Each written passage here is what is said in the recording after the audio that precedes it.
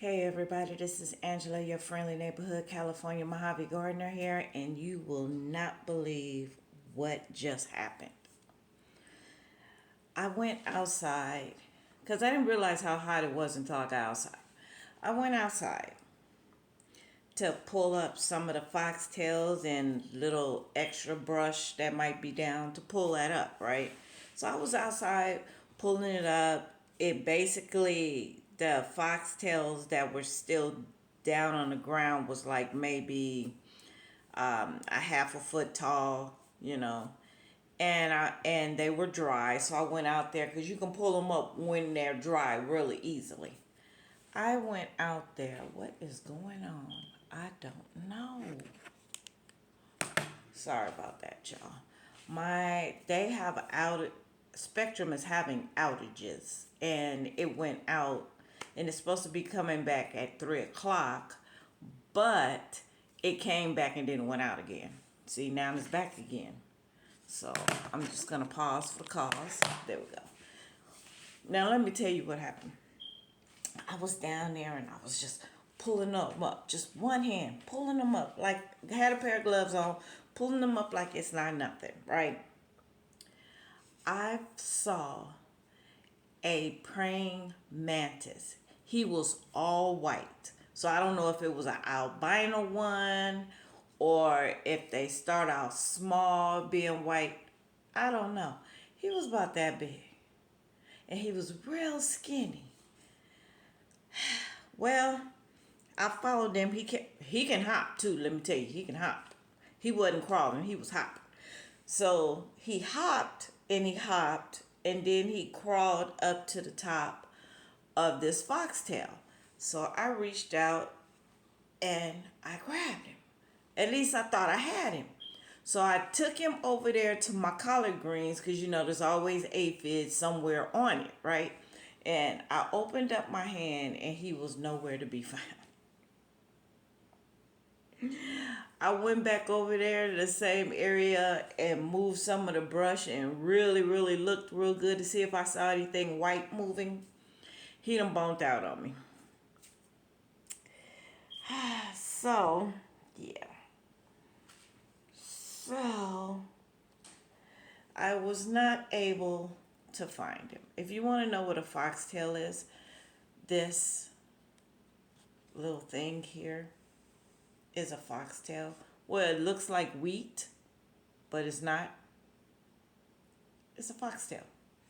It bores into your shoes, your pants, your socks, your clothing, your dog's fur.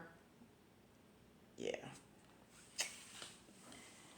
Yeah, so I couldn't find him anymore. I checked all along my sleeve, my arms, everything. He was gone. I said, dag nabbit. Because I haven't seen one this season.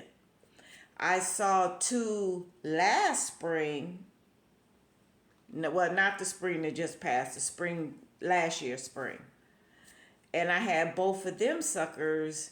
I grabbed them and I put them inside of my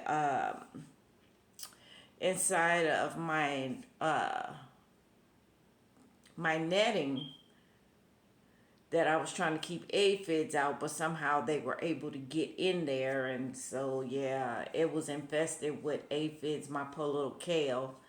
But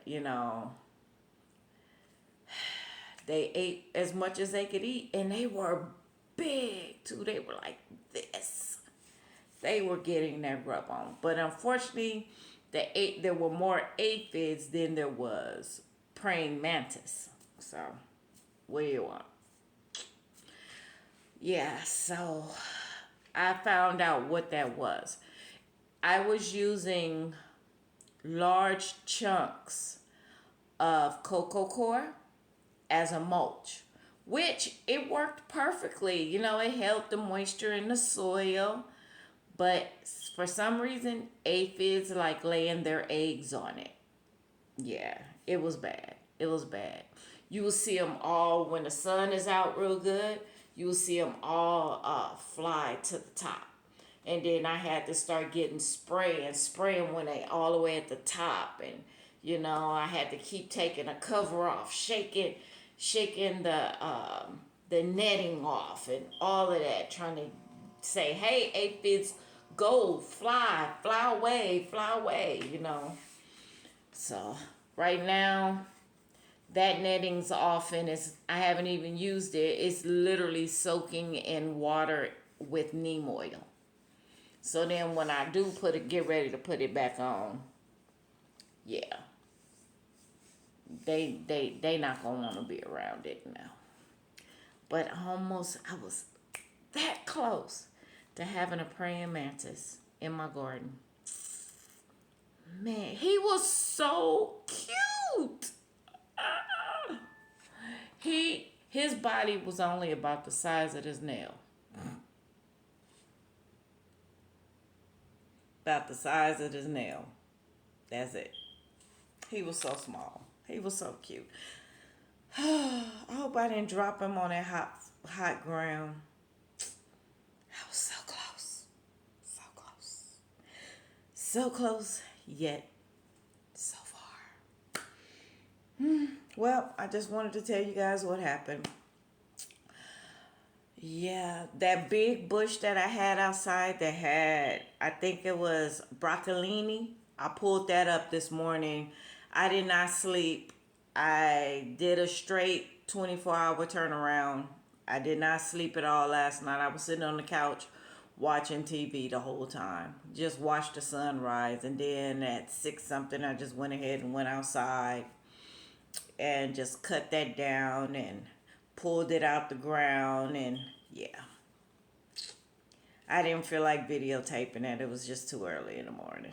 I hadn't even had my first cup of coffee yet. So now the only thing that is in the ground in that area is the 5 greens. That's it. But I just seeded some more greens in a pot. So then I think I'm gonna be getting my 6th harvest out probably tonight, and I know I'm harvesting them when they're small, but the aphids or whatever it is that is eating them are eating more, even though I'm hitting them with the water hose and everything. Yeah, so I don't want them to keep eating them. So it don't hurt to have greens that are small and tender. They're about this big, even though they're supposed to be like this big, but it's okay. That will be my 6th harvest will be tonight. And then, oh, do I have any baggies to put them in? Hopefully I'll have some baggies to put them in. I'll have to look for some. And then I'll probably get one more harvest. It'll be my 7th harvest off of them. And then after that, I'm just going to pull them up. And I'm going to put some more soil down, some more amendments down, stir it all together, and yeah, get ready for the whole shebang once again. So that's it, and that's all I want to tell y'all. I was this close, y'all. I was this close.